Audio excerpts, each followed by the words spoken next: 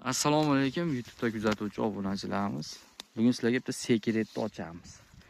Sekret shundan iboratki, bog'larda hosil olmayotgan gilos bog'lari bor, valovoy setsa, lekin hosil ololmayapti, chunki chaylamayapti deganlarga bitta yechimni yechib ketamiz sizlarga.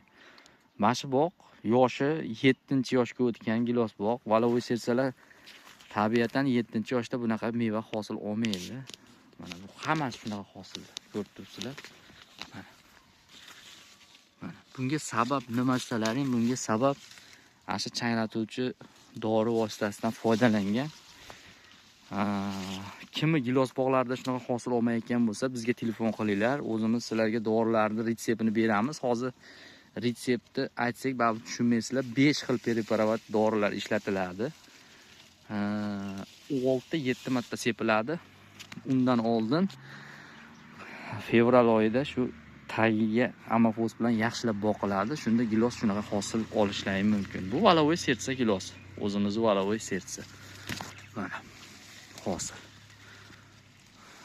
Buni chaynashini yechimi bor. O'rtoqlar, mana. Mana hosil. Hammasi shunaqa hosil. Telefon raqamlarimiz 90 560 50 34. Bizga telefon qilib dori hamda ko'chatlarni sotib olishlaring mumkin. Telefon raqamlarimizni qo'yib ketamiz. Videoga like bosib, bizni qo'llashda davom etinglar. Video foydali bo'lgan bo'lsa, shunaqa giloslarni meva olmayotganlarga jo'natib qo'yasizlar. Mana ko'rib turibsizlar, hammasi bir xilda hosillar.